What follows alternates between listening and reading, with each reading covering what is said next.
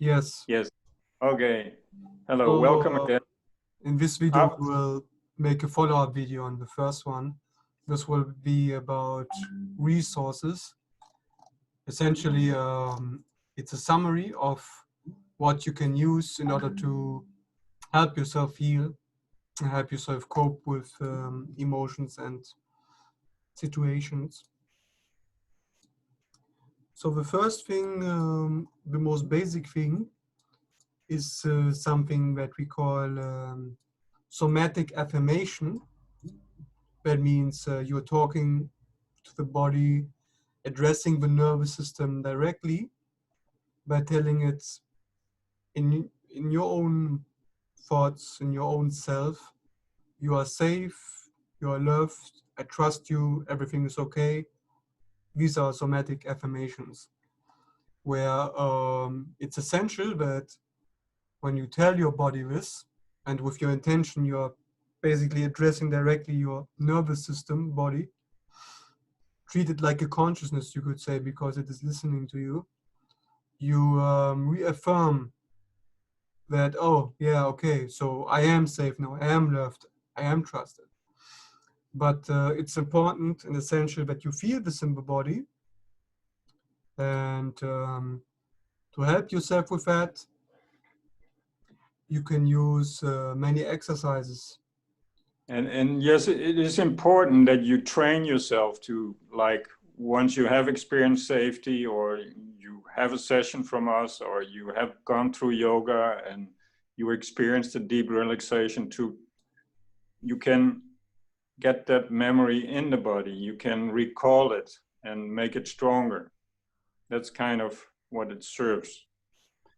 And one thing why we do this extra information here, because the main thing in trauma work is, the main thing in meditation, alchemy, is to work with resources, to make yourself stronger, to shift your focus from things that are negative or heavy or traumatic to something that is positive or encouraging, strengthening, taking you out of a situation, taking the attention away from, ooh, this is heavy, to, this is how I want my life to be. I want to be happy. What makes me happy? What makes me feel safe? Do these things that take the attention away from this. And affirmation, as George says, that's one thing. So we made a list of things that are essential for giving you this power to encourage. Yeah. We also call it shifting, when you shift from one kind of state into another, where you change the felt sense in the body. And the felt sense is the most basic resource that we use in our work, which means we connect with the body, make it free and safe by connecting to what sensation we have in the body instead of emotion or instead of thoughts. It's all about when something happens to us or we perceive a certain thing, we check inside the body where we feel that. Like, for example, when let's say you see something disturbing or fear-inducing, and then you can check in your body, where do I feel this fear? Where do I feel this pain? Where do I feel this grief? Or can it be also something positive, like where do I feel this blessing? Like, for example, if you feel blessed, or if you feel grateful, or if you feel happy, because always there are sensations in the body, because that is just how the energy moves. Important it is to become aware of it, so you can get comfortable with it. And when you're comfortable, you get better at feeling safe with it. That is how you build your resilience to all kinds of influences. And this is also something, when you get with the felt sense in the body and just allow the feeling to be experienced, it's something we call containment, because you're containing your perception inside the body instead of having to get like angry and destroy something, like turn over a table or something like that. You are able to just observe it, feel it, and connect so it can move. And containment means also you can contain it. When you have an enlightenment experience or you have very exciting things going on, you keep the balance. You don't get like from one up to one down, or now I'm having this going on. You just stay cool. It's all happening inside you. And it's important to have that balance, that no matter what happens, good things, bad things, you can contain it. It's safe.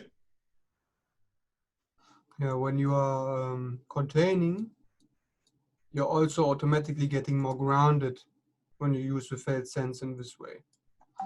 Because when you are aware and inside your body, it's automatically grounding you. And as the next thing, we have physical resources that we work with. Like we work with simple physical detoxification, like fasting, dietary adjustments, exercise, movement, and hydration of the body in order to allow it to open up more energy. Because physical energy automatically supports the nervous system energy, where all the trauma and the emotional blockages are in. And then we also can use psychedelics in form of plant medicines, which can be very useful. They can really be used in order to get into altered states of consciousness, where automatically the body is put into a state where it moves energy very, very differently. Because when you are in an altered state, like when you're experiencing an awakening or when you're experiencing some kind of vision or what other people call hallucinations, but just altered states of perception, then your body registers it and is able to work with energy much better or much worse, depending on what it is that you are tripping on, basically. But I would recommend it to do it together with somebody that is experienced, or do it in a session like, or do it in a safe way. Yeah, you should not do it alone. Then there's also, of course, yoga practices. There's breathing exercises to shift the attention to the breathing and then connect with the breathing through the body by getting your felt sense concentrated on your breathing as you breathe in and breathe out, and then just feel how the air fills your lungs, moves out again, so you can connect with that sensation, which then again helps to soothe and calm the body and ground it. And then you work with all kinds of resources to help you contain your emotions, contain your feelings. Anything that adds to your safety, that adds to your feeling of freedom, anything that gives you more space, basically, which allows you to be more playful, to be more like the child, feel free. All of that is very key. Yes. And there are also resources. There's another point would be resources that you use for a term that we call neuroregeneration. And by regeneration, of course, we are referring to things like resting, grounding, sleeping, meditating, hugging, being in nature, all these things that give you energy. Then there's neurostimulation, where you go for a walk, you play a game, you go to work, you dance, you sing, you exercise, you do music, you express yourself in some kind of artistic fashion. And then there is neuro relaxation, which can be like massaging, doing nothing, death position from yoga, laying in a mud bath, or just general bathing. All these things help the body to move energy and shift its state into a different one. Because that is basically what you want. If you get into pain or if you get into discomfort or anxiety, you want to be able to have resources where you can shift your state into another one. So you can go back and forth. And through that, you basically gain control. You gain containment, as we call it. Yeah, you take the power back, simply, because you learn to sort of, instead of hanging on to the trauma or keeping the lid on the trauma or the painful things, the grief, you move to something that is good, that is strong, that is self-made, that is empowered, that is light, that feels good. And then you can move back to where the pain is and you can feel it's changed. And you go back to the resource and you feel the strength has also changed. So you notice, by noticing the changes, you will notice that things start to move. You can even communicate then often more easy with possibly the trauma. You can ask it to move. And because it is recognized as something, it will possibly move.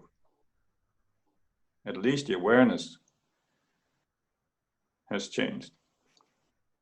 The most opening thing and the most helpful thing overall is to develop a kind of non-duality perspective on everything.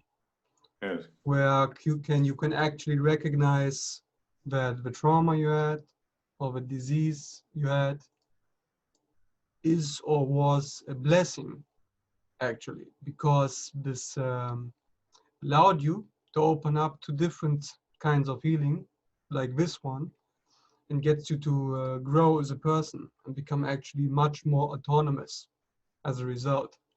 Because the most growth does not happen on a smooth road, but on the rocky road, where a lot of not so smooth stuff, not so nice stuff happens, just in order to make you adapt, make you come up with things creatively, in order to get yourself in control again, in peace again.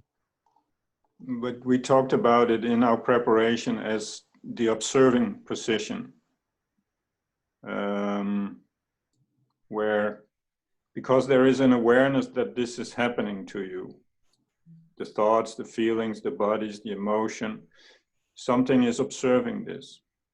So because you have this observing awareness, you can sort of step out of the daily mind thing, the identification, and you can shift to that what is aware of you as a person.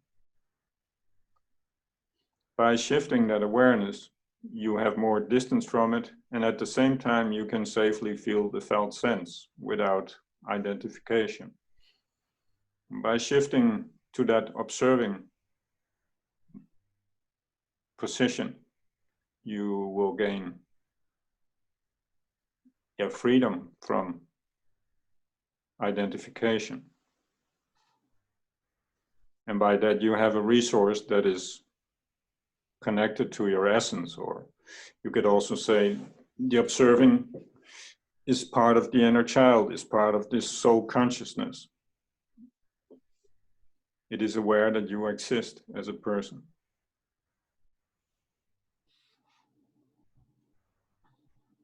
So that's part of a training.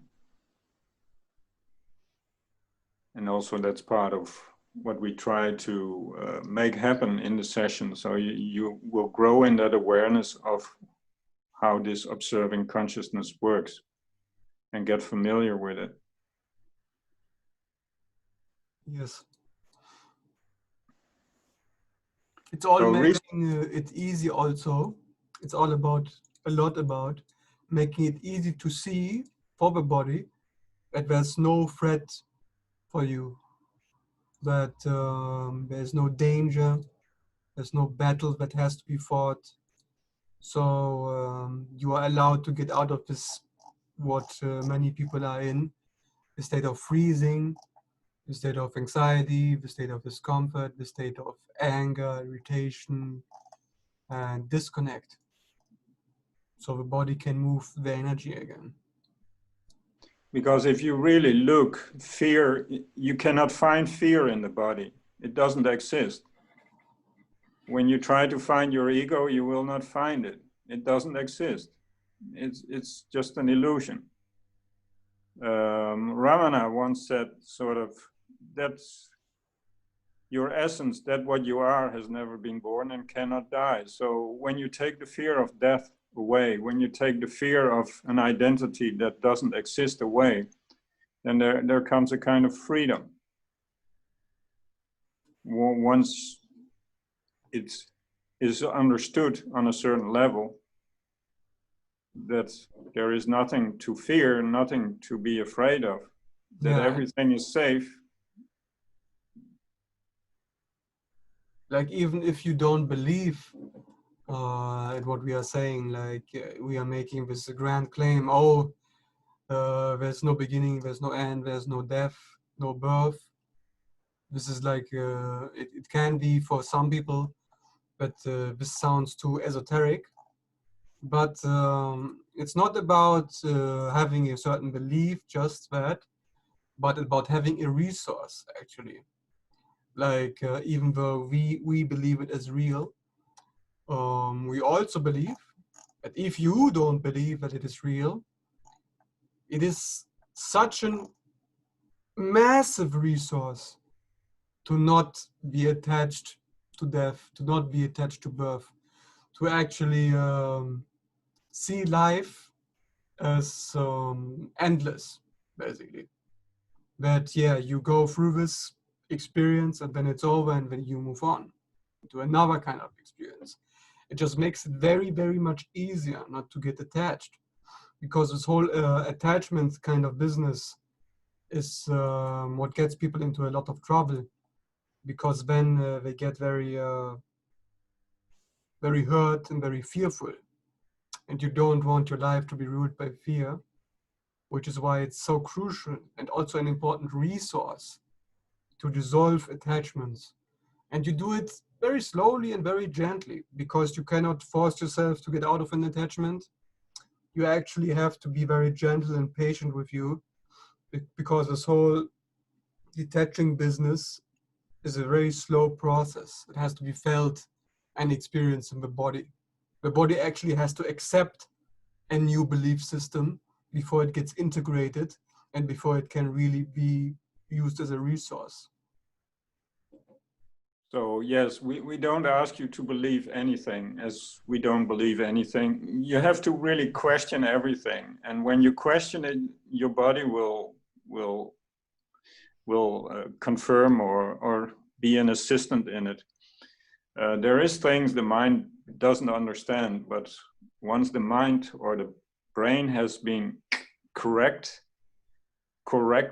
that it cannot understand the mystery, your body will express it through peace, through silence, through lightness, you will feel what is truth. Even though we say you can't die or this is like this, somehow you will get confirmed in your own way. Whenever you feel relief, it is Yeah. something that can be used as a resource. Everything that gives you relief. Exactly. Because all that pain and fear really have, in order to exist, there needs to be heaviness. There needs to be weight. Like, oh no, it's going to be so bad if this happens. Oh no, it's going to hurt so much, and then I'm going to be like having a really big problem. Mm-hmm. And you don't see things as so serious, you know, more like a child, which is just on a random adventure. then everything loses its weight, its heaviness, its fear and pain. Yes. So that's And one, obviously the most optimal state to be if you want to function at the most optimal, healthy way possible. Yeah, you want to say?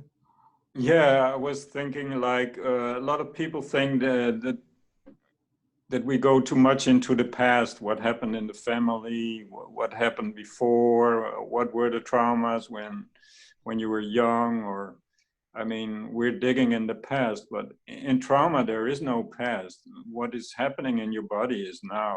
I mean, if I ask you, where is the pain? It is now. It's not from the past.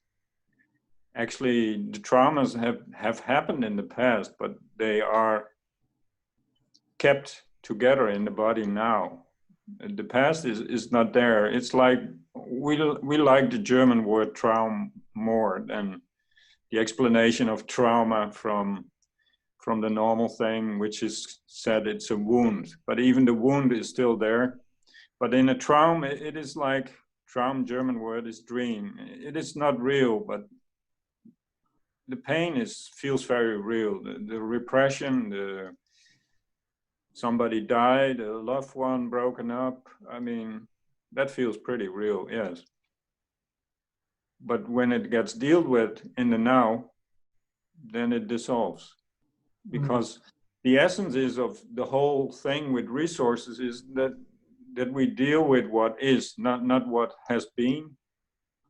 When you meet, say you want a child, or you hold a child, you have a baby, you just want to hold it and be with it. That's all what it needs, and such it is with the trauma. So when you create the resources, you can just be with what is, because there is strength to contain it. Yeah, so that's pretty much about it. That's about all the resources. I mean, not all resources obviously that exist, but a lot of resources. Yes.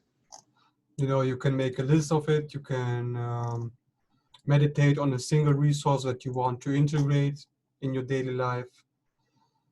And you can just work with it, and you work with it over time, and you will just see that it can help you a lot. So any session we do, or anything we work with, during the session, you get so many resources, you almost get dizzy with the amount of resources you get. And in the follow-up sessions, if you choose to do so, you get more resources.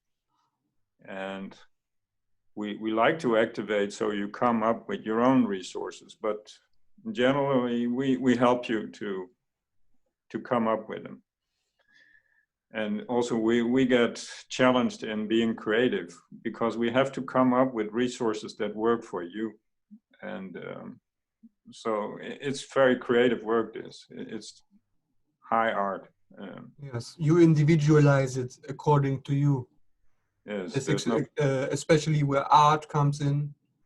Even if you, like, for example, use music as a resource, when you listen to music, I would like to challenge you to go into listening to a certain song with the intention that you want to get yourself into exactly this kind of state that this music represents for you.